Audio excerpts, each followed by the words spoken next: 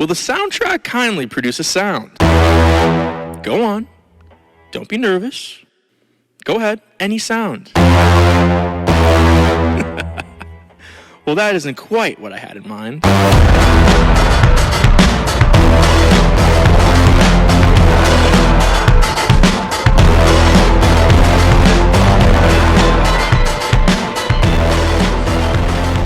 Okay, you ready? We're starting. I guess so.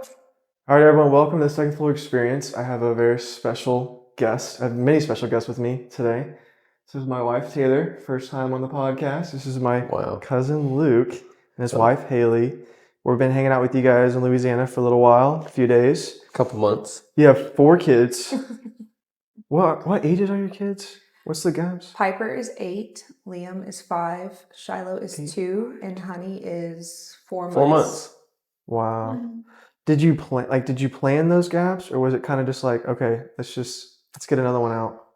So we're just diving in. I would say we wanted them closer in age, ideally, because we wanted a lot of kids, and so we didn't want to be having kids like deep into our 30s. But we're very shallowly into our 30s right now. Yeah, we're 31. But we had a miscarriage after Piper, and then we had another miscarriage after we had Liam, our second.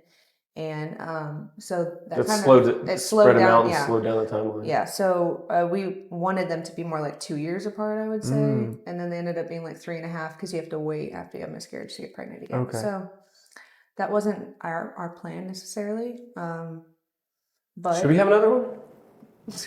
You said the other day, you were like, let's just bring on a 5th. Why not? We probably will. But I'm then not you said saying we're not going to have another one. The logistics of it change, right? Because you'll need to add another room to your house and then another seat to your car. Yeah. Oh, so that we'd have to get a bigger car. I'm just going to hire somebody to drive a bus. You get a lot of time back. Yeah. I'm just... and then bigger tax return. Yeah. Every time I have another baby, I make more money and pay less taxes. So I'm just going to keep doing that. And so you're like 6 more babies. Your business is in the financial services. We can't be too specific. That's right. So I don't want you to get in trouble. And you do photography, Haylie. I do photography. I forgot you've done that for a while. I forgot that you did that. A while. Yeah. And you've been married for how long? 10 years. We just hit our 10-year We anniversary. started dating 15 years ago this last week. What? Wow. Quiet high five. So what age did you guys start dating? And then what age did you get married? 15? We were 16 when we started dating. Yeah, 16. High school sweethearts. Yeah. High school. Amazing. Yeah. And then we got married a week after I turned 21. Yeah, that was convenient because we went on a cruise for our honeymoon.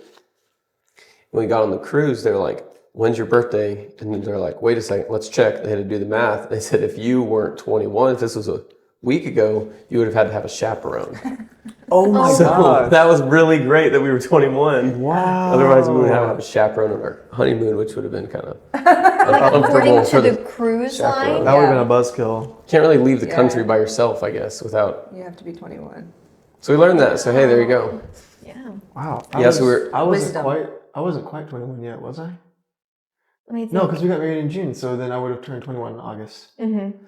Yeah, so I was 20 nice. when we got married. So I wanted to get you guys on the podcast because Taylor and This I is a are podcast?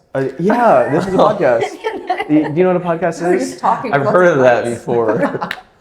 So we're like almost a decade younger than you guys, and so we want to hear. Wow. Yeah, how does that feel? How does that You feel? didn't have to say that. Yeah, that's true. I say that Look at my hairline and I say tell. that because as your cousin growing up, I was always like, oh my gosh, like I always felt like I was behind, like one of the younger cousins, and so being able to be an actual adult now, coming and hanging out with you guys is super cool, and to bring my wife is like crazy, and so.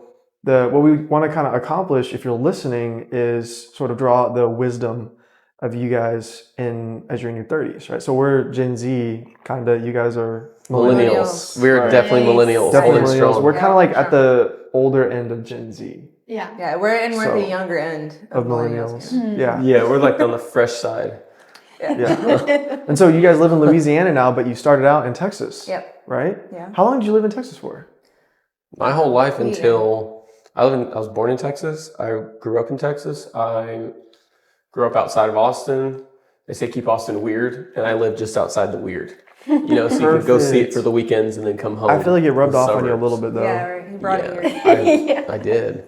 And then I went to school in San Antonio. We first went to school in Abilene. Yep.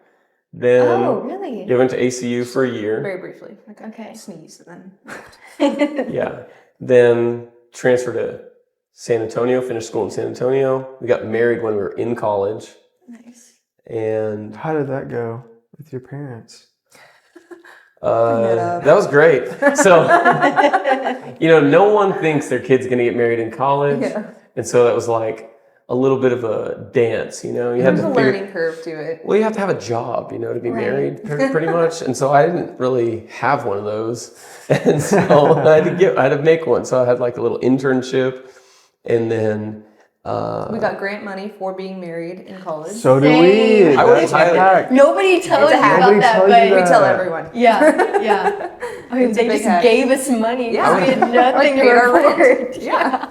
Well, so we did our, so in Texas, you have to do your financial aid. You have to tell them how much money you made the year before.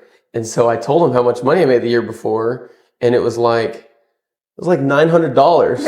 So Like a summer of mowing lawns. yeah, like I did my internship, and I was making like $10 an hour as an intern, and so I made like $900 or in like a month or 2 months, and that was all I'd worked the whole year. And so I was just being a student, and so then I was like, they're like, yeah, you're broke. So I was like, great.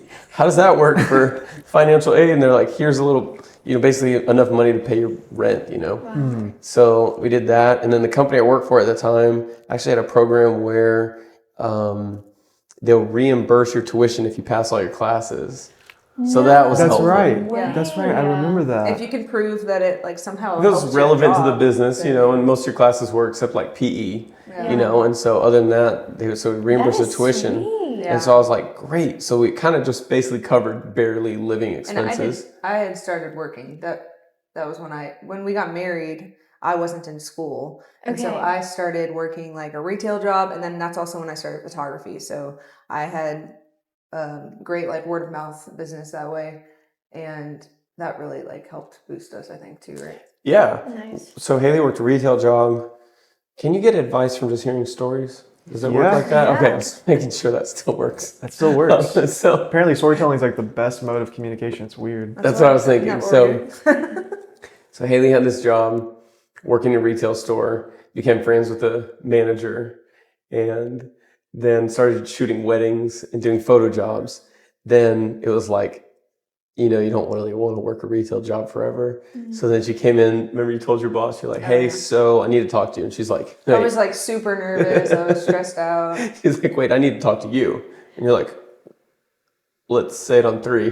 1, 2, 3. Or, I'm quitting. So they both quit at the same time. No way. No way. Haley's like assistant manager, and then there was a manager, and then they're like, wait, okay, so you got to quit first and move out and get set. Yeah. I thought that was going to be like a Michael Scott situation, like with Dwight and Jim, where they're like, hey, we're leaving. He's like, don't say anything. You're fired. You're fine. Best I can do is 6 months severance. Right. That's what I thought that was going to be. It would have been better. So, but then I think then you shot weddings together. Yeah, well, she ended up cool. assisting me. Yeah, it was great. So we had a was a great sweet friendship there. Speaking of The Office, Yeah. Luke and Zach were the first ones to introduce me to that show. Really? Wow. And I was one of the first ones in my school to like make it popular. Wow. I was Yeah. like, you guys have not You're watched The a hero. Office? I know. And then like by the time, it was like my sophomore, junior year of high school, everyone was like, have you watched The Office? And I'm like quoting it left and right because I've watched it over like 9 times. That's great. But the first time I heard it was like upstairs in y'all's house. You're welcome. Thank you. That is that's passing the torch right. Oh Yeah. my You know? gosh. Right. Sorry, I interrupted. You were saying you had to quit That's this whole fine. thing, right? But I'm asking you guys this Yeah, what's your question? because it seems like a lot of our friends, some of our friends, some people in our generation get married a lot later. Like early 30s is totally normal, right? Right. Mhm. And I know for us, there was a lot of weird comments, like as we were Right. getting engaged, and there was like, "Are you sure you want to get Right. married? Like, don't you kind of want to like live your life?" Right. are you saying I'm not going to live my life while I'm married? Yeah, And, like, right. Yeah. you get these comments, even from really well-meaning people, of Right. like, oh, the old ball and chain and Yeah. that kind of Right. thing. And it's like, you're just telling me how your marriage is. Right. Like, you're exposing yourself, first of all. Yeah. Second of all, young marriage has so many statistical benefits. Yeah, it's true. People that get married younger and manage to stay together are more wealthier, Yeah. they're happier, They more live fulfilled, longer. they live Right. longer. Wow. There's so many statistics for that, and not to mention it used to be like that for forever. You got married right. when you were like Right. 16, Right. like 18. Yeah. And so I think there's a stigma I'm trying Yeah. to sort of break or give some more information on with Yeah. y'all's story as well. Like, Okay. yeah, it's difficult, sure. Yeah. But even if you have your family with you on your side or not, or kind of like halfway in between, not Yeah. sure if they're going to make it, you can still have fun and Right. be fulfilled in your marriage, even if you're not as successful as quickly maybe as society says you should be, Right, etc. Mm-hmm. Right. Yeah. I want to know, because I know for us, there was a lot of factors that had to line up for us to get married. Like, True. because Yeah. we started dating was it sophomore year of college? Mhm. And dated our junior year, but like really wanting to get married. Yeah. Like, Well, and it was in COVID too, so It that was COVID, yeah. that was unique. so we just knew. I knew really soon that I wanted to marry Joseph, and we Yeah. talked about it. And there was a lot of things that had to line up though for us to get married while we're in college. Right. And so I'd want to know from you guys, like what lined up or what made you make that decision before you were graduated? Because I feel like that was a big push from our parents or just from other Right. people, like, well, don't you want to have a home? Don't Right. you want to have a job? Like, how do you know this Right. and that? Yeah, So there's a lot of unknowns. yeah. So I think people would always say, like, I had some parents come to me when we were dating, and they were like, you don't want to get married, because they had unsuccessful marriages and Yes. where they got married young. And they were like, because you change so much in your 20s and you're developing whatever in different ways.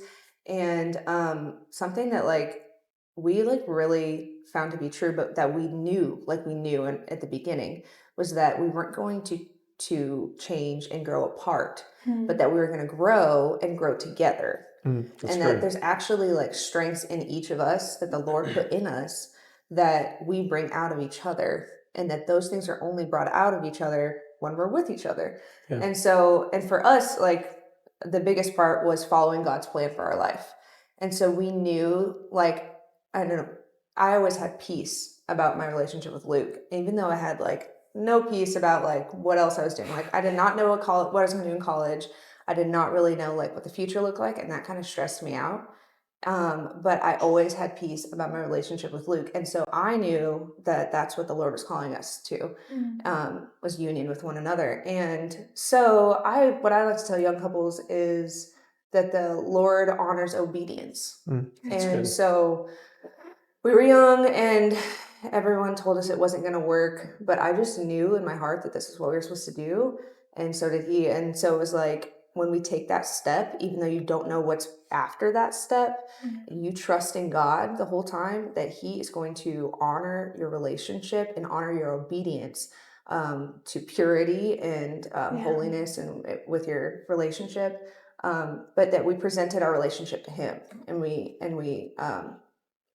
just trusted that he would take care of all of the other stuff after that, like financially, what we were going to do with school and where we were going to live. And every step of the way, you have to always just ask God what's next. I think that's great. And another thing too, I don't want to hear what you think, Luke, as well, but I've also had some of my friends get married young. Not a lot of my friends, but friends of my friends that get married young, they have a faith in God, and it just is like terrible. Yeah. It does not work out. Clearly was a mistake, but they'll say the same thing of like, well, I just feel like it's right. I need to be obedient. And so there's also a practical aspect on top. It's like a spiritual and a practical.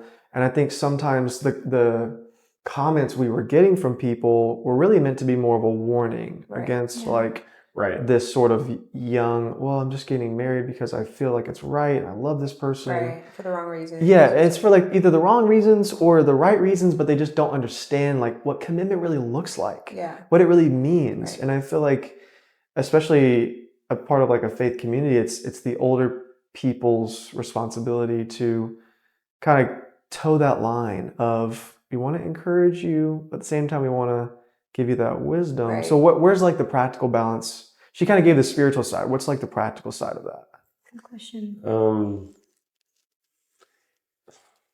right, nobody else talk. It's my turn. Right? Okay. Okay, like usual. All right, so they're all hanging there. But I think when we talk about, parents, aunts and uncles, family members, extended family, when they think, oh my gosh, my son, my niece, my nephew, my grandkids, my friend is going to get married at a young age while they're still in college, where they honestly don't know what they're doing with their life. Those people in your life that care about you, they don't want you to fail. Right. They don't want you to take a risk and it not work out. They don't want you to make a gamble, and think, well, hey, wait, what they're really saying is not that they don't want you to get married. What they're really saying is, how are you going to do that? Yeah. In the same way, if you're starting a business or like buying a house or moving across the country, well, those people in your life are still going to ask you those questions. Hey, have you thought through these factors?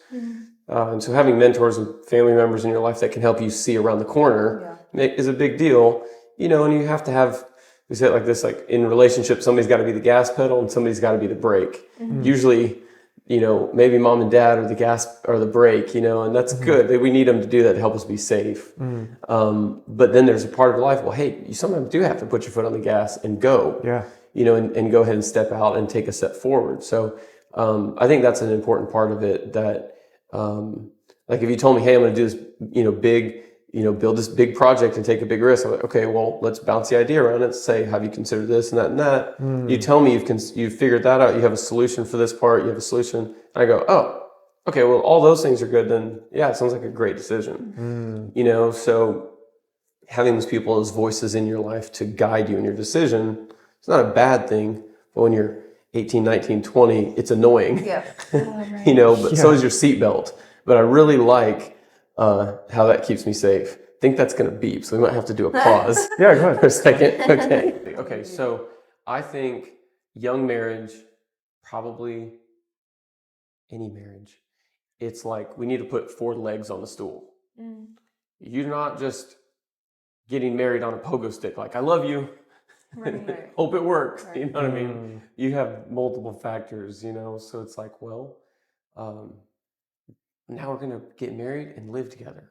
Okay, let's figure out how does that work? What's the alternative? Live separate, not get married, or live together and not get married? That was never an option, So I think that's a horrible decision. It's like a recipe for disaster. How come? Well, it's like, it's a lot of pressure to decide, okay, I'm like merging my life with you. But with no commitment. But I don't have your back. I might, but we'll see. That sounds terrible. You know what I mean? Like, so one time in college, Haylie did a trust fall. And so she's like, it was really when trust falls were a big deal. Trust fall. Doing a trust fall, that's a big deal. So you stand there, you put your hands, for all our listeners who don't know what a trust fall is, you put your hands here and you say, trust fall, and you just lean back, and that person's supposed to catch you. Well, the problem is, we would do that, and it was cute. It was like kind of a little romantic thing, You gotta try it. It's romantic. It gave us a chance. It gave us a chance to do PDA, but in a very mild version, because I got to put my hand on her shoulder. That was nice. That was a big deal. I got to hold both shoulders at the same time. So I was like, "This is." We were at a Christian university, so it's I mean, it was pretty big. So Haylie does it. She goes, "We do it all the time, just like an inch apart. Trust fall." This is a joke. Well, one time Haylie goes, "Trust fall."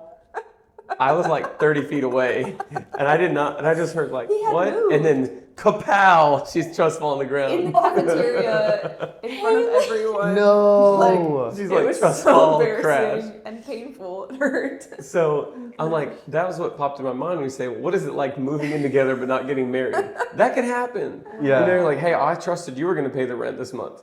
Oh, didn't get around to it. Like, wait, what? Like, no, what's mine is yours and what's yours is mine. That's marriage. Everything that I've got is yours. Right. Everything you've got is mine. Right. All my problems are your problems. Right. All your problems are mine. Anything good that I've got, you have access to it as well. Wow. What do you and think so, keeps what do you think keeps like younger people from making that kind of commitment? Because it's just easier. It's easier in the front end to just move in together, right? It's And like, it kind well, of makes sense. yeah, it's like, well, like it makes save you money. Financially. it makes Right. sense like financially, and so like that's what I've heard from my friends. It's like, well, Yeah. how am I supposed to pay rent on my own single? Like it's so much Right. easier if we could split it. It's like And a they're like, well, I fair don't thing. know, like I don't know if I want to marry them, so I want to Right. test it first. Like those are kind of Right. all the reasons we've heard Yeah. for it, even though statistically it doesn't last. Right, it doesn't It last. doesn't. It has a the less, answer to that, guys, is to get a better job, not to move in together. So like, you can't afford rent. You need to get a better job. Yeah. You need to work harder. You might need to work 60 hours a week or get a 80 different hours. roommate. Yeah, when you're single and you don't have kids, you should probably work. You know what I mean? Best advice: earn some money, work harder. yeah. Guys, work harder. Listeners out there, you probably work harder. If you can't afford to live by yourself, sorry, buddy, that's a loser. You know what I mean? Seriously, if you can't pay rent, Oh my you're a gosh. single man by yourself, you got to Okay, get a but better the job or work reason- harder. I mean, that's the reality. And that was true for me. I did that and I believe in it. What happens? 6 months down the line of working harder, making more money and making something of yourself, you're actually a better attractive husband. So maybe someone actually wants to marry you because they say, wow, he has something to offer. I'd like to, what'd you call it? Hitch my cart to that wagon. Oh, he's going somewhere with his life. He's doing something. Okay, well, I can join in with that. Right. And his life will be better, and my life will be better. So actually, I totally disagree. It's not easier to move in together and then test it out and get married. It was actually so much easier for us to get married and move in Well, together the thing, the and thing say, about, hey, this is it. We're moving forward We're together. going. the We're thing going. about So marriage is like it's opposite. when you do it, the way we're talking about it is the way that God designed for it. Right. And so when you do it that way, there is no option for an exit. And so you are committed to making it work. And what do they say? Like the first year of marriage is the hardest or whatever, because all of those things that make people move in together and then move out, that's not an option. Like you work through Right. those things Right. Yeah. because you're committed to one another. And that doesn't mean, everything is like rainbows and daisies every day, Yeah. but you're committed. And I have never ever even considered divorcing Luke. Like that Yes. is not an option because I know that that this person is the one that I've committed to. I've never considered chopping off my arm. Well, it's like That's the same feeling. Yeah. You know? it's a covenant. Yeah. Right. I've never thought like, man, these fingernails are irritating. I'll just chop my arm off. But I think You that know, this like, that generation sounds does horrible. that because of fear. Like I think that they look at people maybe that they know, or just people who are older than us who it's not worked out for, and they don't want to go through that. Or like children of divorced parents, they don't want to walk through that, and so they do it based on fear instead of finding a different way to do it. Yeah, and of course So- the caveat is like we understand this, but for anyone listening, the caveat is like if you're in an abusive relationship or Right. situation, Right. we're not saying like Oh right. Yeah. you need to get out, get out. Yeah. Oh, absolutely. yeah. For Of course, safety. you guys. I know you guys are saying that. But for anyone yeah. listening Yeah, that is you're not right. Yeah, absolutely. catching that. So I think Right, the other yeah. aspect is anybody that's, hey, probably not a good idea to get married young. I think it's also from a place of people. Not everybody knows how to do that.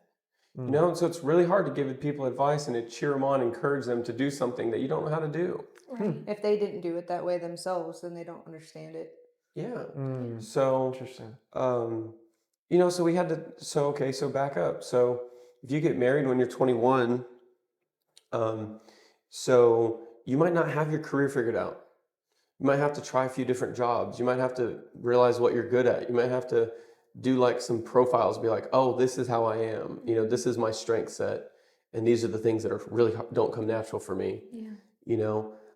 And you don't know those things when you're 18, 19, 20, even till 30, sometimes 70. Some people never figure those things out. Yeah. And so finding out, okay, who am I? Am I a whole person? And am I complete? My spirit, soul, and body. Am I complete, or do I have some handicaps or deficiencies in other areas that I don't know how to function as a individual. Yeah. Okay, great. I don't know how to function as an individual. You don't know how to function as an individual. Let's get married and figure it out. That's a horrible Right. recipe. You're looking for someone to complete Interesting, you yeah. instead of being complete. That's a Right. And then great adding distinction. yourself to another person. Right. So if I'm hearing this correctly, you're saying all these things we've been talking about early marriage come with the caveat of if you are not working on yourself Right. and you've not done a decent amount of self-help or self-work to maybe understand yourself a little bit better. Obviously, shared morals and shared faith is huge. Right. If you haven't done that and you're just looking for someone to get you away from your problems or Right. distract you, that's a Right. recipe for disaster. Right. And that's what those mentors in your life that are saying, "Have you thought about this? Right. Are you sure about that?" Yeah. That's Hey, what they're buddy. saying. Like, Right. have you done your Have you done the work? self-development? Yeah. Have you done the work to get ready? Because for us, like even at SAGU, like the Christian college we went to, there was free counseling. And I was Yeah. like, you know what? I'm gonna go to Let's some go free to that. I'm gonna go to some Right. free counseling Yeah. myself. Yeah. Myself. Yeah. I wasn't like clinically depressed or anxious Yeah. or like, but it was my freshman year. This is a big move. Yeah. Absolutely. I would love a professional Right. for free. Right. If this is including my tuition and I'm paying for this, Yeah. I'm gonna go.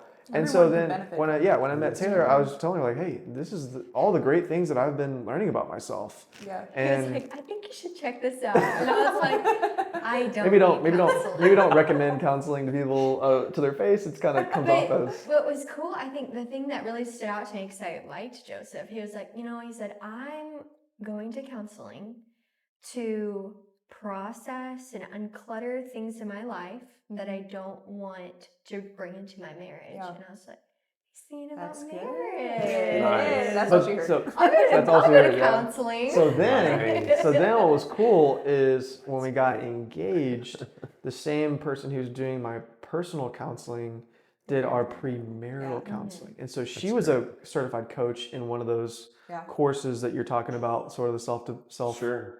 understanding type courses. So she did that with us, and then like as a couple, showing us these are your strengths, weaknesses. Yeah, That was that's super cool. helpful.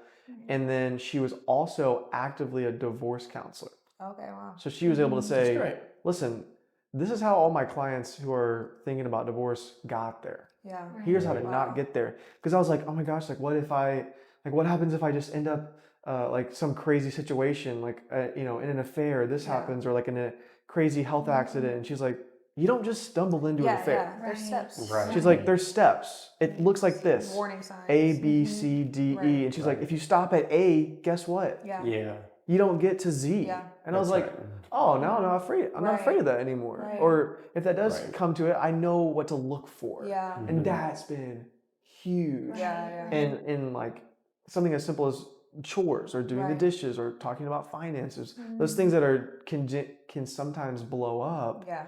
All of a sudden you stop them before they get big, and there's Yeah. not that wound. You don't have those big fights. That's huge for us. Oh That's yeah, huge. I think that's one of our biggest advice too. Like you said, practical what to do. We tell everyone to do premarital counseling, Yeah. because I mean, quite frankly, we've seen some people who didn't do it and it totally fall apart and blow up in their face like very Wow. early on. Yeah. And you just need someone to be able to point out things that you are not able to recognize, and like bring up conversation that we never even knew to have, and then You don't know work what through those questions to things. ask. Yeah, you don't know. Right. You don't know what you Right. don't know. Those blind spots.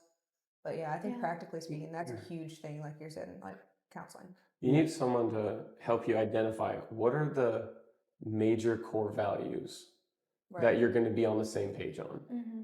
or that need to change so that you can get on the same page on those core values. Right. Then there's a lot of other peripheral items or minor items that they can be different. Mm-hmm. You can like different food, or you can have different, a few different habits or those kind of things, but the core items have to be the same. Right. And the thing is, guys, about those aren't really going to change, Right. Right.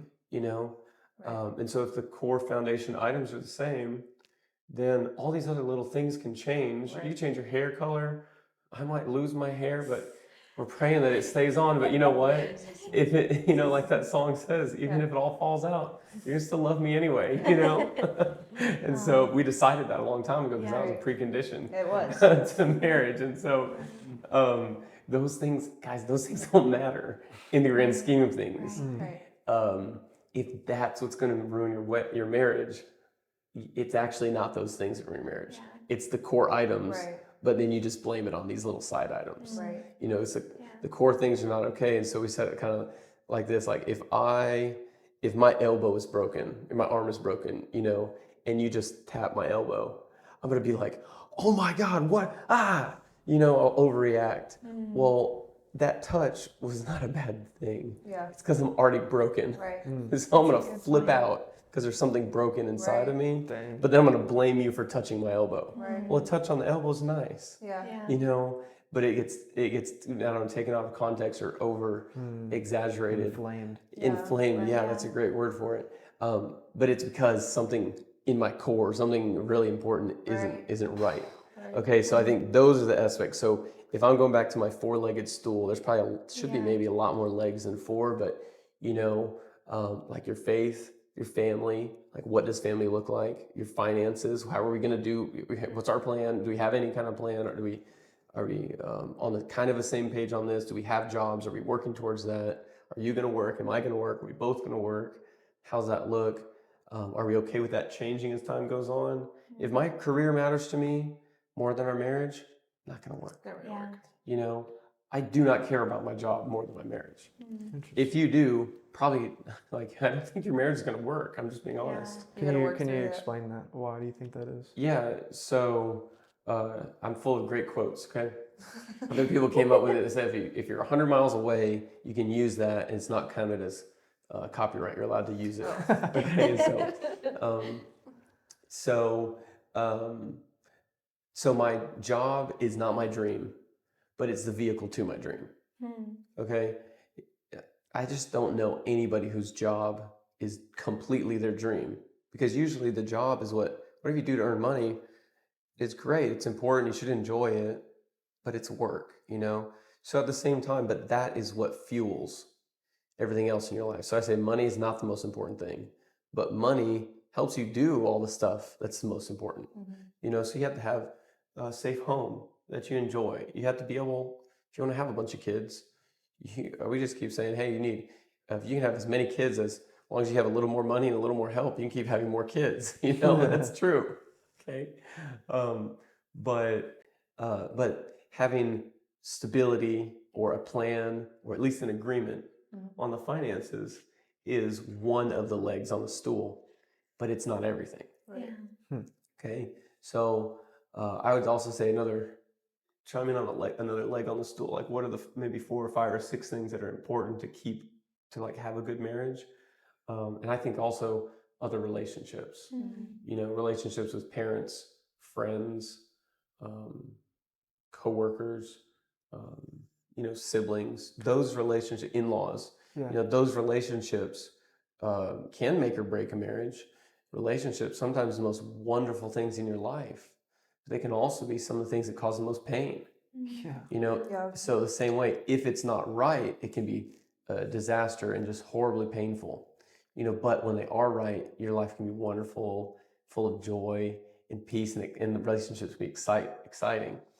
I was gonna say, on just real quick, your point earlier on sort of career/business, like not really knowing when you're young of what to do. I found, and through our conversations off camera, you found as well, that mentors are one of the biggest hacks to not only figuring that out, but surviving along the way. Yeah. Right? Like for me in business, having a mentor to give me sort of those like guide rails. Yeah. Like when you're bowling, you know, you have if you're bumpers. not good, you have Yeah, the man. bumpers. Right. I found I'm bumping along the Yeah. way, but if I didn't have those, oh my gosh, Right. I would have made a terrible mistake. You make a way better So score many- with bumpers. So many terrible mistakes. But because, like, number one, I was raised to ask great questions and Right. actually be coachable. Right. That if you don't have good. that, even if you have the rails, it doesn't matter. You're not going Yeah. to follow them. But having those rails has helped both of us, even as we're, you know, super broke or not making enough money that we need to or whatever, along the way has led us to not just be better off financially, but has led us to figure out, oh, this is what I'm good at. Wow, Right. oh, this is really cool. Right. And so I think inside of that that advice on relationship mentors is huge for the career/business aspect too. And of course everything else, but for me, that has been huge. Absolutely. So it looks like this is instead of just kind of sitting there, kind of crossing your legs and doing this and hoping that you find out what I'm doing in life, it's kind of like start going in the direction that you know. Everybody has a direction where they're like, well, I know I need to go in this direction. I believe God puts that in us to where it's impossible to just have no clue what to do. That's not real. That's not reality. Everybody knows, okay, well, I should at least, I know in my conscience, in my heart, I should start going in this direction, you know? And so what you do is you find out that direction. That might be hard to do, but you should do it. You know, you should pay whatever price it costs to do that. You know, then you start going in that direction. You start walking or running in that direction, and then you start looking to the side and see who's running in that direction also, and grab their hand and marry them and keep running that way forever. But in the same way, you know, so that's a great way to help identify, like, hey, we're going to run this way. I'm running this way already. Do you want to run that way too? Oh, great. I didn't have to convince her. We're already going in that direction, generally speaking. Now we can just keep going together. And secondly, when you do that, you also look around and you can find mentors the same way. I'm already running this way. Oh, so is he. Great. Can you help me? And you look and you're like, he's way over there. If he could help me, you know, and so you got to find somebody who's like 10 times ahead of you. You know, somebody making 10 times more money than you. Somebody who's been married, you know, 10 years. 10 times. And when you've been married for like 10 minutes, you just find somebody who's been married 10 months and you're, hey, that's progress, you know. But you find somebody married 10 years, 20 years, you listen to what they have to say about it. Listen to somebody who's, whatever career you're in, let them help you decide if you want to go further down that direction and help. And that's a big multiplying factor. I really believe in that too. If we started listing mentors, I would cry. We've had some real big relationships. And then, you know what's tough, guys, is sometimes you have somebody in your life that's in that mentor role that's there for a season.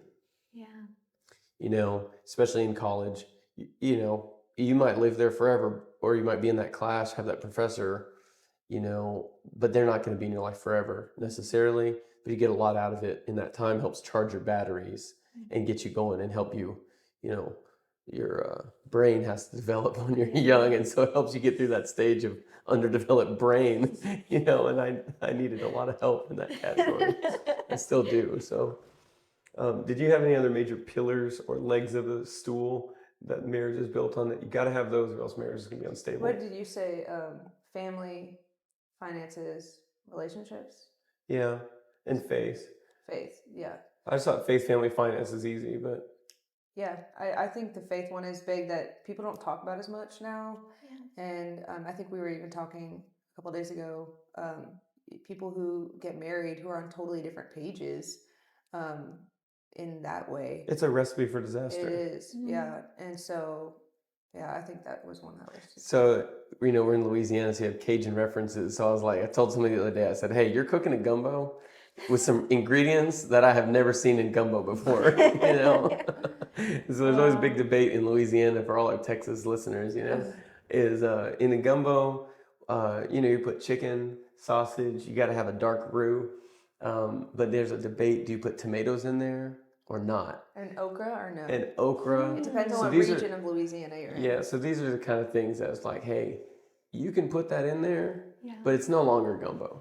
You know what I mean? So if you put beans in there, it's not gumbo anymore. It's a soup. Yeah, if you just put too much chicken broth, you're like, this needed roux. You didn't put chicken broth. You didn't put roux in there, so it's just chicken soup. You know, so I'm like, hey guys, you got to put the right ingredients into this pot, or else it's not a marriage that's going to work. Yeah, right. You know, it might be something. You might be friends. You know, you might be in love. Right. And in reality, you might literally be in love with that person. But you have to have some of these ingredients to have a marriage that you enjoy, that, you know, say some things add energy and some things take your energy. Well, my marriage adds energy. Yeah. You know? Right. I love you.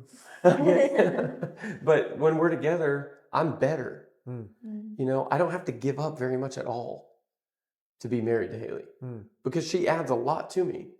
You know? Yeah, I think if you're dedicated to be a servant in your marriage, that you will always succeed. Because if we are both committed to serving one another, then neither of us are ever depleted. Because we're always being fulfilled by the other person. So neither of us are ever serving one another more than the other. This is not my life. This is our life. Yeah. It's like Jimmy Evans, he says, a marriage has a 100% success rate when done God's way. So there's lots of people who love God and their marriage, doesn't succeed. And it's not to blame anyone necessarily, but just say that there's a way that God intends for it to be. And I think that's a huge part of it, is serving one another. Yeah. That's his design for us. Wait, so you didn't go into marriage thinking about what you could get? Right? Right. Like, Luke's going to do the laundry and all the dishes. And make good all thing of you the didn't money. think that, because it didn't really work out that way, did you? Wow. I'd want to That's know, huge.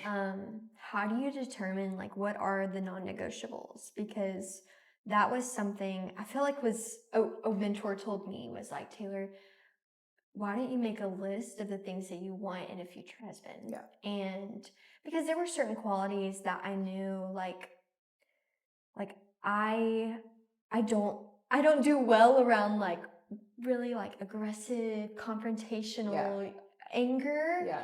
And so for me, it was really important that I knew I wanted to marry somebody who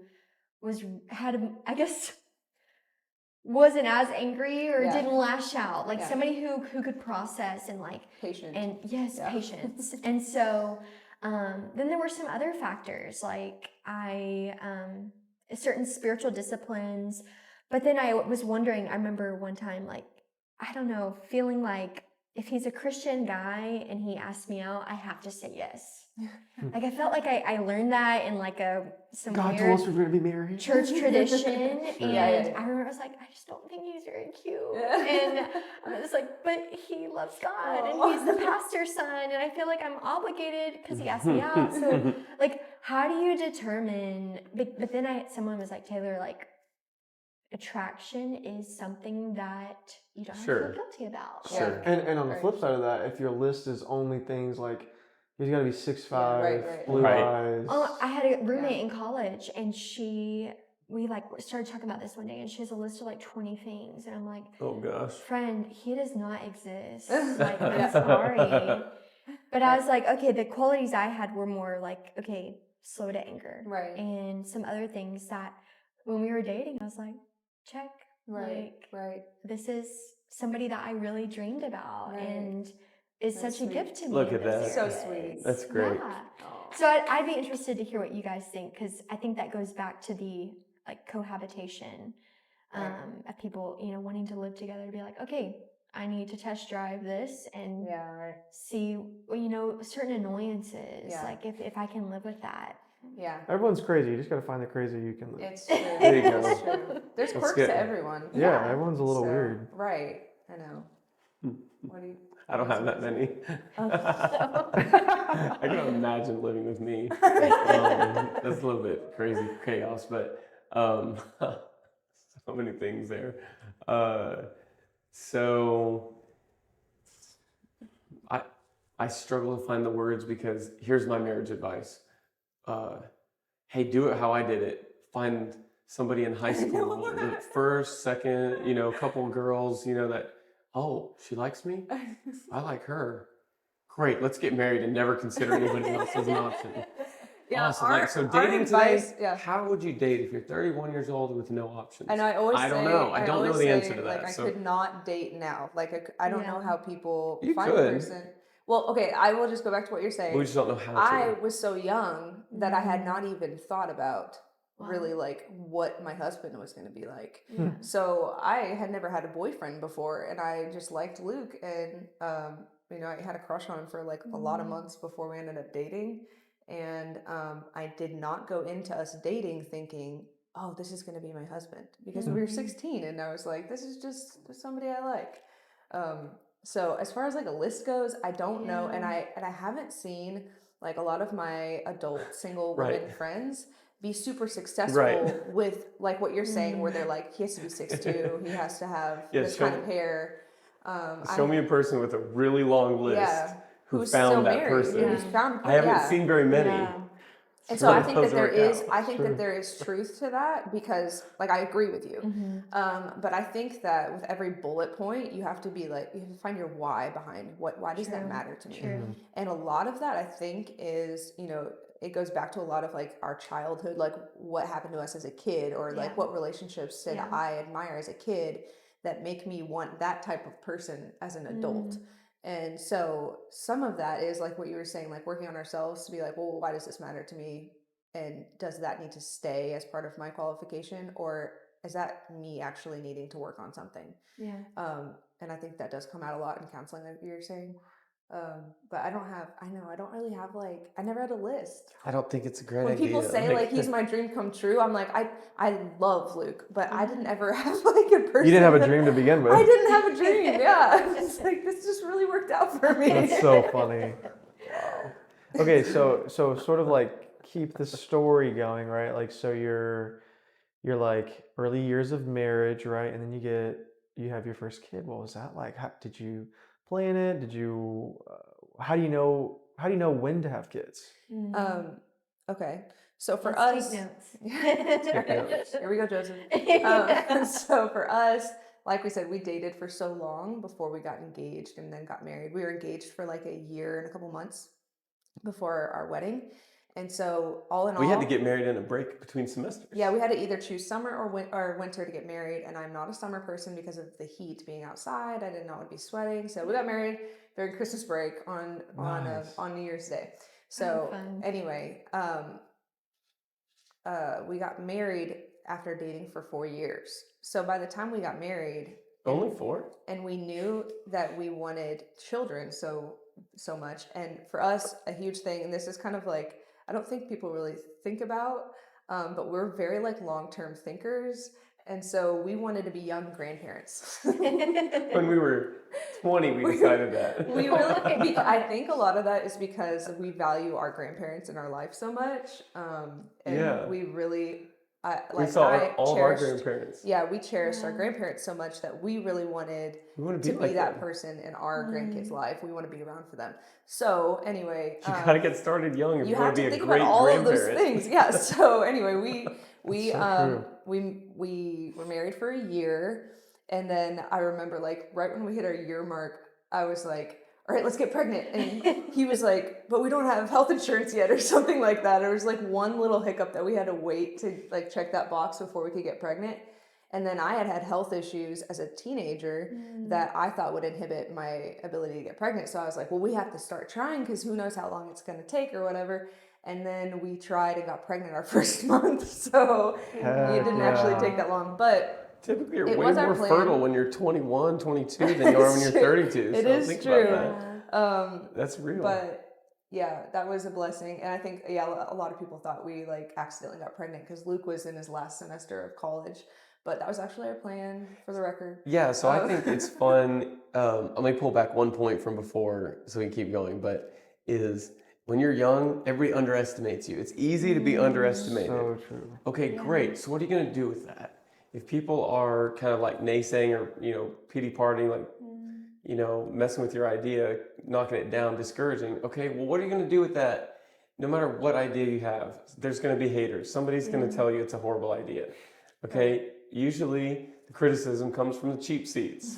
The people who don't know how to do it or jealous of you or wish they could. I definitely don't have everything figured out. I definitely don't have everything figured out, okay? And but at the same time, you make progress a little bit along the way. You try stuff and what works, great, let's do that again. And oh my gosh, I fumbled, I didn't do that well, so I got to make an adjustment. So you're making little adjustments along the way. Which causes you to be so humble. Like you have to stay humble to be able to do those Yeah, things. I'm really humble. So, Aren't you writing a book about humility? yeah, I want to write a book about humility that is like the best book you've ever read. That's the title of the book. That's the title of the book. Right. The best book the best book anyone has ever read or written, ever. On humility. All right. Yeah. So, where were we with that? So, we're gonna have to cut this because I don't know what I was saying. You said you were bringing back a point on something. Is it great? Haters, Being able to, Oh, the idea. being Yeah, able yeah, to- yeah. to Ideas. grow and be okay with making mistakes and Yeah. People underestimate you when you're young. Proving Yeah. people Thank wrong. you. So, Yeah. so it's really easy to be underestimated. What are you going to do with that when it comes? So, either you give up, you fail, you quit, or you think, well, yeah, I don't know how to do that, so I'll just stay stuck. Or you go for it, you know. And so it was important. I was like, I definitely don't know how to be a dad, period. I definitely don't know how to be a dad and still in college at the same time. I was like, and I don't want my wife just be totally struggling. I'm like, hey, I got to study for a test, go to work. right. I hope you figure out how to raise this baby while I'm doing this, and I'm not going to change the diaper. I was like, no, Yeah. I really want to be hands-on. Yeah. Really want to change the Yeah, diapers. we I knew we want- didn't want to have babies in college. Yeah, so that was like my only hang up. I was like, I don't know how to do that. Sounds like there's probably a limitation there. I don't think I'm that good. Okay. See? Humility. Is it a prideful thing to point out when you're being humble? Yeah. I don't think so. I don't think so. No. Just stating facts. Yeah. So So I mean, that's really similar to like the little framing project we just did. yeah. You were like, hey, I need a wall framed. I And was don't like, know how to do it. I can build a fence, but I've never framed a wall. Can Right. I do this? I have the tools. Right. Yes. all right. But there's an unknown of the skill aspect. I've Right. never done it before. I was Right. like, you know what? I have YouTube. It's not too technical of a skill. Yeah. I'm going to go for it. Yeah, you had the And if I ingredients. fail, Right. I don't have to deal with it. Right. I'm just kidding. True. No, I was like, I know I can do a good enough job that a handyman can come behind me and be like, kind of help. this is make some decent. I can tweaks. work with this. It Right. looks great, by the way. Thank you. And Thank you. it's still standing, and I couldn't have done it by myself. So thank you, Yeah. thank you. I couldn't have done it by myself either. So Yes. So having being underestimated when you're young is a big deal. Okay, and the difference is when you're starting out, getting going, are you going to take a bet on yourself? Well, if we're being totally honest, I'm going to take a bet on me and Haylie against the world. In basically any situation. Like, know her, I trust her, I know what she's capable of, figuring out, know what I'm capable of, learning as we go. And I'm thinking, well, I don't know if that has been done, but I mean, obviously it's been done before, but I don't exactly have a roadmap or a recipe for this, but me and Haylie can figure it out. Me, Haylie, and the Holy Ghost, we can figure this out, And so that's what I was going to say is, if you have a mentor, well, if you have a partner in the deal who can handle more than you can handle, then I'm like, great, the pressure's off me. Yeah. Me and Haylie and God, if it's His plan, He's going to help us do it. So true. I am not going to rebel against His plan for my life, even if I don't understand His plan for my life. Yeah. I believe that as I take steps, it's like you're walking with a lantern, you can see a step ahead. Yeah. You might not see 20 feet down the road or a mile down the road, but you can pretty well see the next step in front of you when you're with God. Yeah. When you're submitted to Him, when you're obedient to His plan, you're taking steps with the Lord, hand in hand with your spouse, right? Right. And so all we have to do is say, Lord, okay, we're going to go the next step.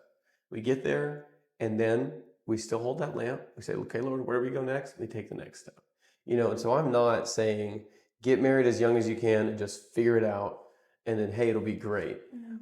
But I am saying you can take steps one at a time and make a lot of progress. And that is not that scary. Right. To take one or two steps is not that big a deal. But you got to have a confident partner, spouse, and you got to be submitted to God, because He actually knows what's coming down the line way more than I do. Yeah. I don't know everything. I've said that like 4 or 5 times now. Isn't that great? I definitely don't know everything, but I know the one who does. Yes. Come on. Right. And I'm going to stay with Him, and He's going to show me steps along the way. The Lord wants me to succeed in marriage. The Lord wants me to succeed in the plans that He's given, the assignments that He's given in my life, because those are His plans. Right. Right. So for my kids, what am I going to do? Tell them, hey, this is really important for Dad. I want you to do a great job at that. And then just let them totally fail. No, if I see it's going to fall apart and it matters to me, I'm going to step in and help them along the way. Right. I'm going to give them course correction. I'm going to give them the resources they need. As long as they're on track with the plan I'm giving them, man, I'm going to do everything I can, just short of doing it myself. Right. Yeah. because I care about the result and I care about the one doing it. Right. And that's how I believe God is with us. That's how my dad is for me. Yeah. And I got a million stories for that, but like, you gotta have that framework. I don't know, how do you do marriage without that? I don't know. I know, right? I don't know how to do marriage without Yeah, that. right. You know what I mean? So, like, you gotta have some of those components in Right. your recipe before you go embark on a big marriage journey. Right. Is it fair enough to say that Yeah. Yes. Yeah. along the way? 1,000%. You were asking. I totally took us off the tracks, but That's good, though. then you asked But about babies. kids and babies and how do you plan for all that stuff. Yeah. You know, babies take 9 months to make. Yeah, so once you find out you're pregnant, then you have time. You really do. You have time to prepare. And so for us, what that looked like, just, on paper, we got pregnant and it was like February or March. And then Luke graduated from college in May. That was when we told everyone we were pregnant, was at his graduation. And then Oh yeah. we really felt like the Lord was calling us to help with a church plant in Lafayette. We wanted to to help with their children's ministry. So we moved here in July, well, in Lafayette, Louisiana in July. And I was 6 months pregnant, and we moved into a little rental house there. And it was like perfect for us for that season. Although I will say it really stretched us financially and truly taught us how to depend on the Lord and our covenant with Him.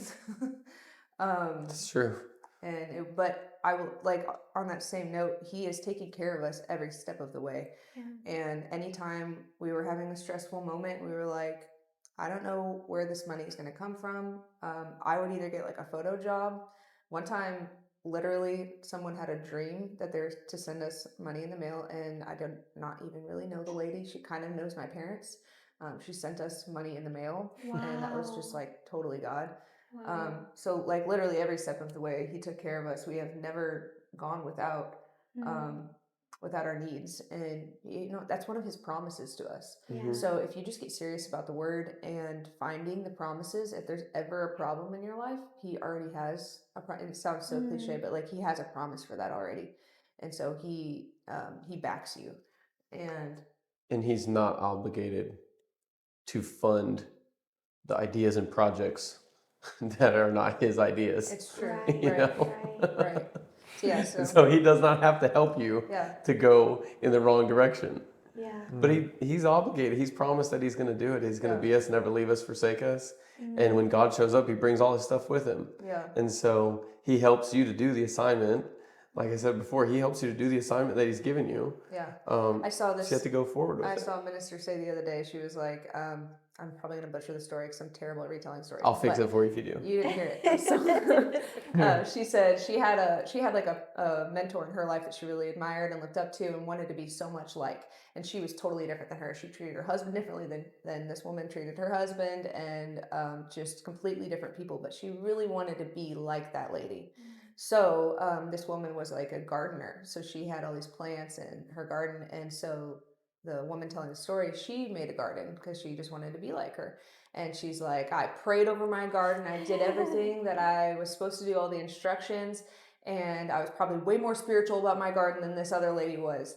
And, but my garden failed and died, and this lady's was prospering. And I went to the Lord and I was like, what is going on? Like, I offered up this garden to you and everything. And He said, I never told you to plant a garden. Wow. And I just thought that was such a good analogy on not trying to do things exactly like what other people do just because it's successful for them and prosperous for them. If that's not what the Lord has called you to do, then there's no grace for it. And so he's not obligated to prosper it because you're just doing something that you've seen done instead of asking Him about it in the first place. Right. And then getting mad at God for not funding it. Exactly. Right. Yeah. Right.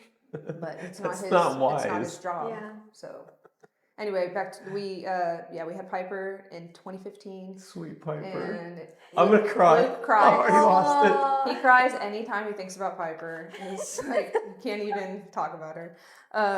Anyway, we had her, and then we moved a couple of times. We moved to an apartment when she was like Yeah, you gotta figure out where you live, you know. Yeah, and then when she was 2, I think we got pregnant again, and I I was 17 weeks pregnant when I went in for a checkup, and they couldn't find heartbeat. And It's challenging to talk about, but it's part of our story. yeah, and so the only way we're able to talk about it is because really, like, we've been healed.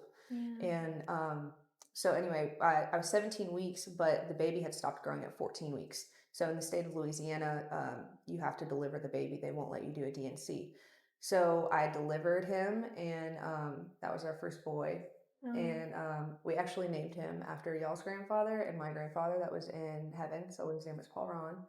And anyway, so we had him, and that was a really hard season for us. I cried myself to sleep. It was like right before Christmas, my golden birthday. I was like so sad. I cried all the time, and I would like hold it together when we were in front of family, and then I would go to bed really hard. and cry myself to sleep.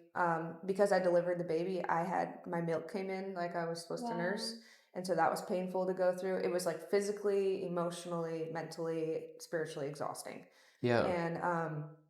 And then Piper was like 2 years old, so you're still having to be a parent in that.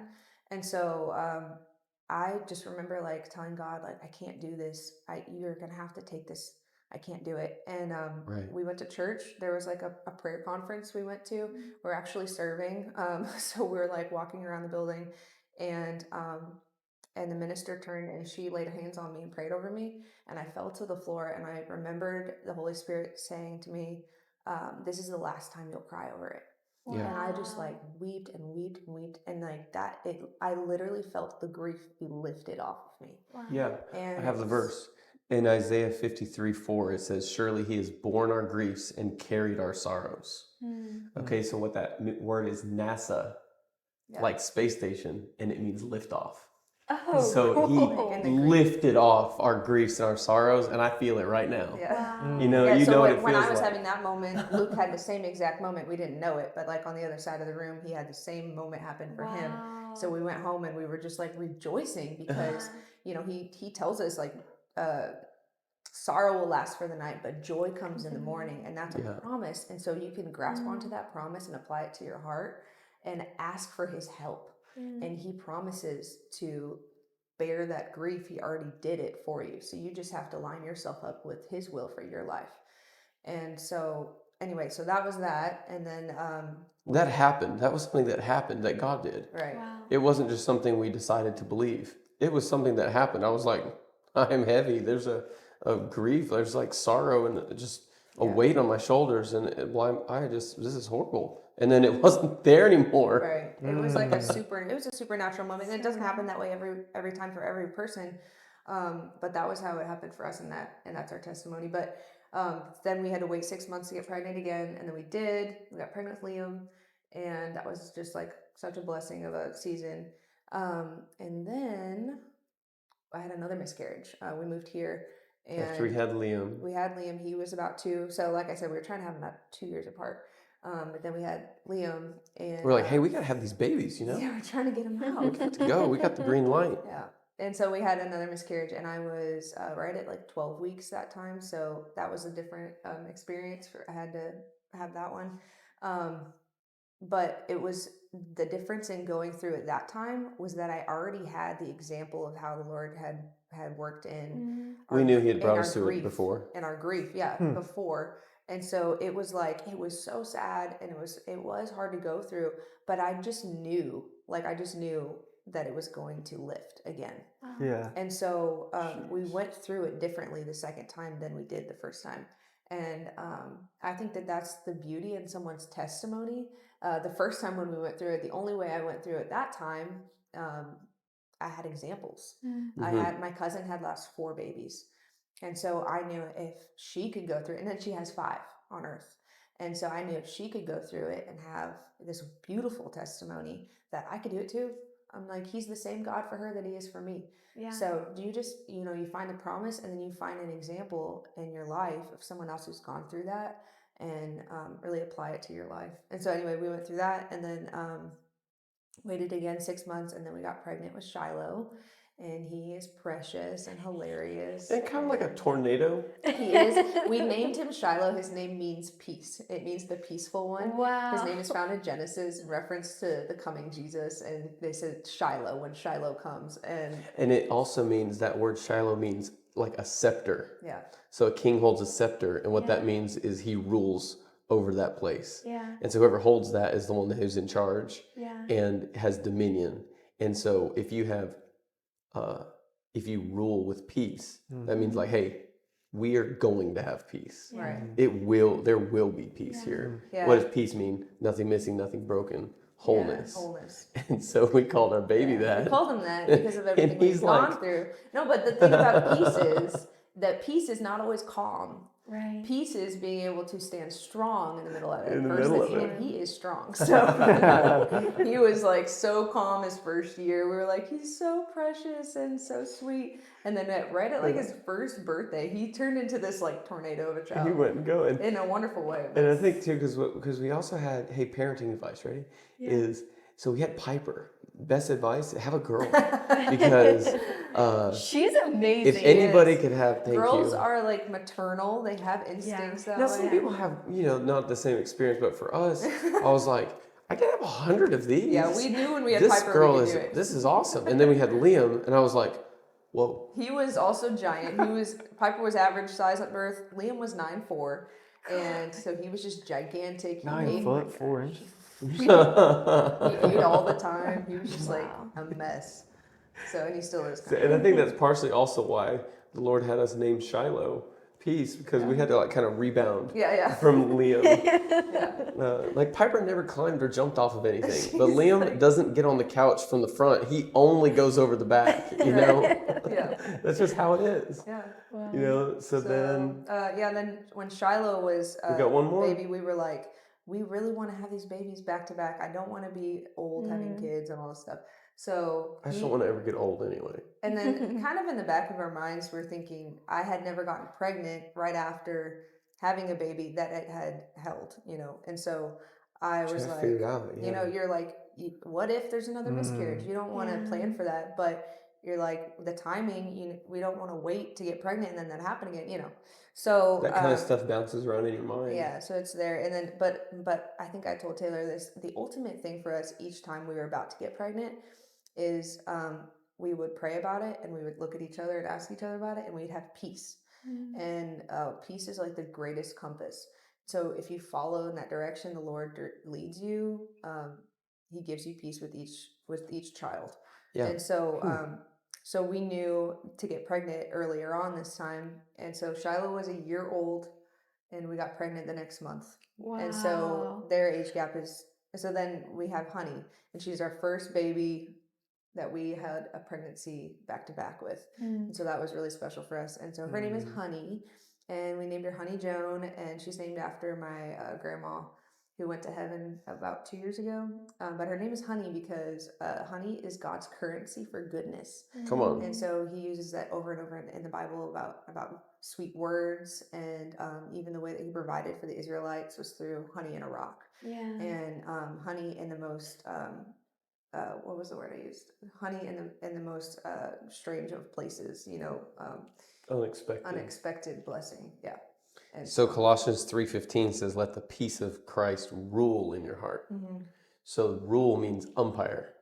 So the umpire is the one that calls the shots. That's good. That's bad. That's safe. That's out. That's inbounds. That's out of bounds. And so all you need is a yes or a no from God when you're making a decision. Go or stay. It's one great thing about having babies. You're either going to have one or not. It's not like a complicated decision. Like you just have, get pregnant, So then we had Honey, and she's 4 months old, and she's precious. Smiles all the time. this is the first time we have not been with her. So I'm we thinking haven't left her. your phone might ring any moment, but she's doing really But good. we wanted another girl so badly, so we really Oh wanted man, I don't have any Piper. sisters. Do you have any sisters? I don't have any sisters. We don't have Oh, sisters. A wow. lot of boy cousins. Piper was the only granddaughter on my side of the family, and so we just wanted another girl so badly. And so We have one sister-in-law, yeah, and our other brothers aren't married yet, so we're like really Right, counting praying on for them their to get some good wives. sister-in-laws, And we love Lindsay, and so we're like, all right, that's the standard. So you got to at least, do that good or better. So yeah. That's So kinda then where we we were so excited. We weren't going to find out the gender this time and let it be a surprise since we had a girl and 2 boys already. That's tough though. But it's so hard to do that. And Why? it's really hard to wait because if you're a planner at all, you want to have things like ready for the baby. Yeah. And so it's hard to not, if it's a girl, when it's a boy, gender neutral stuff is like great. But when it's a girl, you want to have like girly stuff and everything. And for this pregnancy, I lost my granddad in this pregnancy. He went to heaven when I was, I think, like 6 months pregnant or something. And so we just wanted something like happy to focus on. Yeah. And so we found out her gender like right after he went to heaven, and that was really precious. And yeah, and then we got to get. I'm like, yay, another Yeah, girl. we were freaking We wanted out. Piper to have a sister so bad. Yeah. We wanted Piper, so she was super excited. Yeah. How did y'all tell them? We all found out together with like a cannon. Pink cannon. yes. Yeah. fun. Yeah, so we didn't know. Our we friends had came over to our house. And we had to twist the thing and pop it, and either blue was going to come out or pink. And Piper, everyone was excited. We were pumped. We were crying. screaming. Luke was crying. Luke picked Piper up over his shoulder and like ran around the yard. It was great. Oh my god. And Liam was like, He was like, he said, "I wanted a boy." so yeah, But he loves her now. Oh my gosh, he's obsessed with her. Aw. He'll come up and he'll just like whisper to her. He's like, "She's so cute." He tells me that they're married all the time. He loves her He's with like, all of "She's his my heart. He's wife." like, whatever the highest expression of love is, he's Yeah. like, that's what he has for He tries to just pick her up all the time without permission, and I'm like, "Oh my god." He's That's obsessed with great. her. So ask us more questions. Yeah, we can talk about our kids all day, so I'll go on that tangent. I mean, I feel like that was everything I wanted people to hear. I'm going to pull back to an earlier topic. He doesn't I'm believe- cowboying this meeting, taking over now. He's leaving tabs open. We already know. So I have 135 tabs open in Google Chrome right now. Oh my so, gosh. That's just how it is. So I need help, like more people to come help me do everything.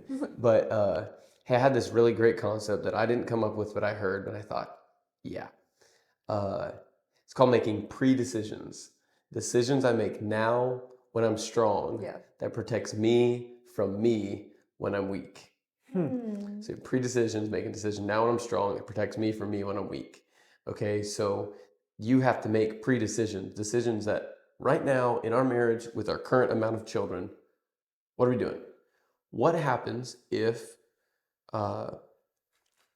whatever bad scenario, what happens if somebody texts me the other day, hey, a hurricane's coming in 11 days, get ready. And I was like, well, that's a long time to prep, but okay. They're like, well, I'm gonna go get some gasoline because I know about it now. If there's a storm coming and the power goes out and I got a generator and I don't have gas, well, honestly, guys, that's my fault. No, nobody should have pity on me if I knew the storm was coming. I did not prepare for it. Right. Yeah. That's my fault. If you wait till the day of the storm to try to go get gas, everybody else is doing the same thing and you're not going to get what you need. But if you prepare right now, it's really easy to prepare for that.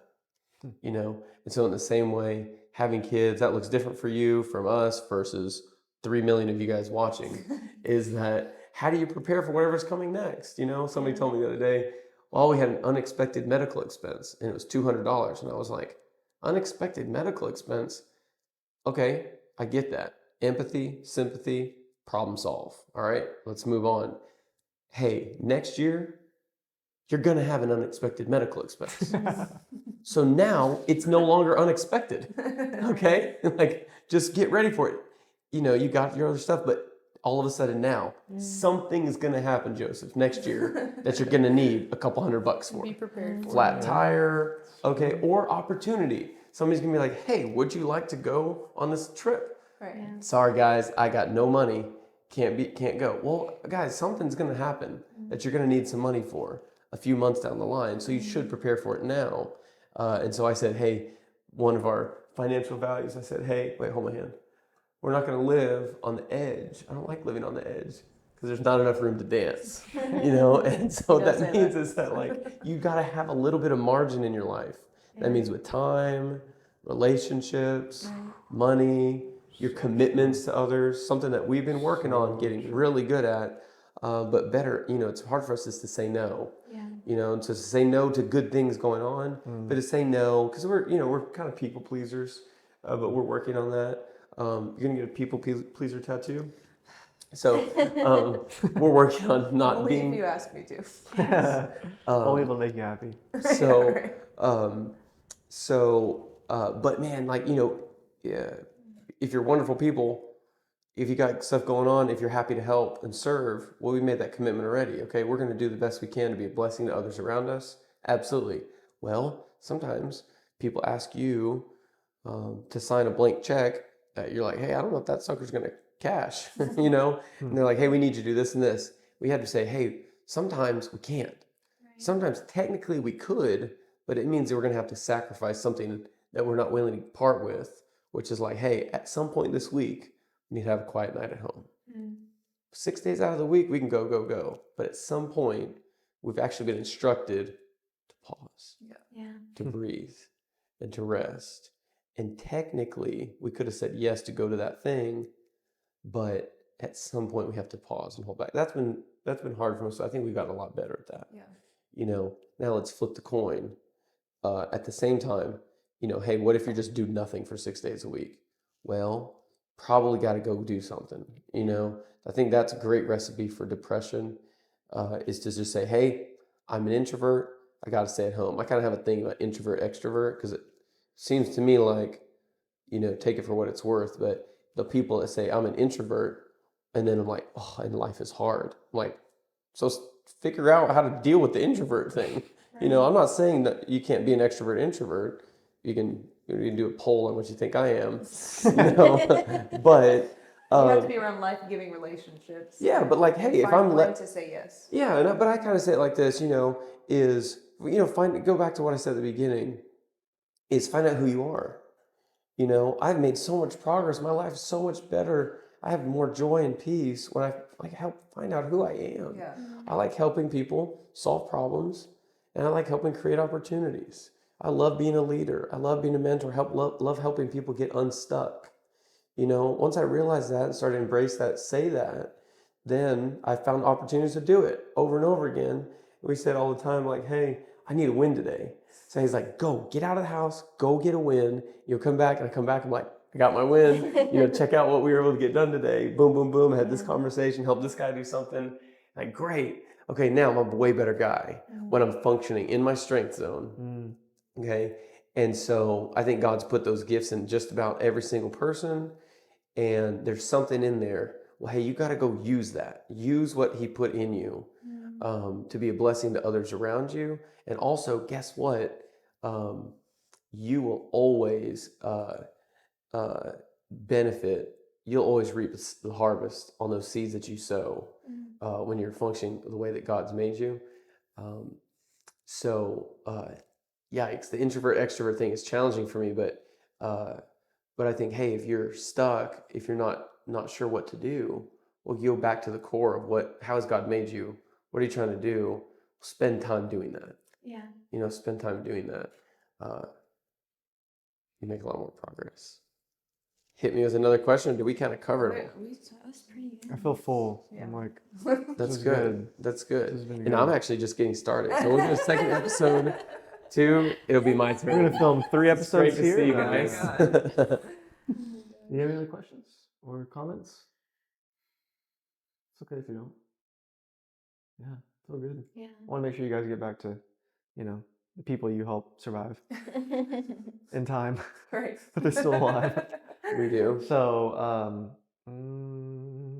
yeah, if anyone does want to reach out to you to ask about questions or stuff like that, they can reach out to us. We'll have Yeah. our email below. We'll connect you. We're not That's going to great. give out your information. And I don't think you have anything to plug. Your book on humility. That's The not Book of real. Humility, the link will drop pretty soon here. I'll make a secondary appearance, Oh I I think that's so. it. Yeah, we don't have anything to plug. So this is like not a shameless plug. This is a humble no plug. Yeah. But you thrown on the idea of maybe doing a podcast someday in the Yes, future. I do want to do that. So this is a good maiden So- voyage practice show. Yeah, when that happens, we'll put it in a link in and have some Collaborate. going on. Yeah. So thanks for having us this weekend. It's been super fun. Yeah. I know that Absolutely. I'll say this too, we've come from kind of like a crazy time for us, like right now. It's just for me a lot. It's been a lot to deal with. Like a lot of the things that I've a lot of the things I've put in the fire have all caught on fire. And so it's like all at the same time. And so it's really stretched me a lot. Yeah. And so coming here has really helped my perspective to see that two things. One, that like what you said about the ratchet off camera, you were telling about how it's not really these big jumps forward. It's just like one click of the ratchet, and then you kind of end up small incremental progress forward. And when I'm in the weeds, like I've been feeling like I am, you kind of got to pop out every once in a while and look ahead. You'd be like, oh, that's where I'm going. That's where I'm going. So that, number one, has helped me. But number two, just seeing that as successful as you guys are right now, that there are things that you're still like, I don't know how I'm going to put this room in the house. I don't know how I'm going to do this. I don't know how I'm going to do that. And that's okay. In fact, that's normal. Right. So I think sometimes in my head, I think, well, once I'm 30 and I have 4 kids and I have a house that I like and I have this, then I can, it's like, no, do that now. Yeah. Get going. Just Yeah. be at peace, but not satisfied.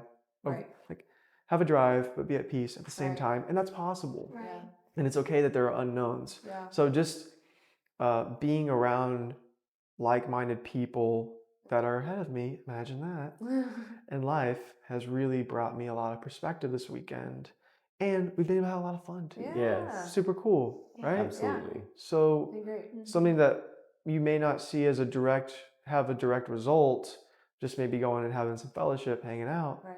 can produce That's some huge. cool results. Yeah. Absolutely. Relationships are huge. Yeah. Cool. Thank you guys for watching. Thank you for listening. And tune in next week for another episode on the Second Floor Experience. Peace out. Boom. All together. I was like, where's the clapping? Zach's going to have a lot of claps when he edits this. I want to talk to you. Not now, later. No, now.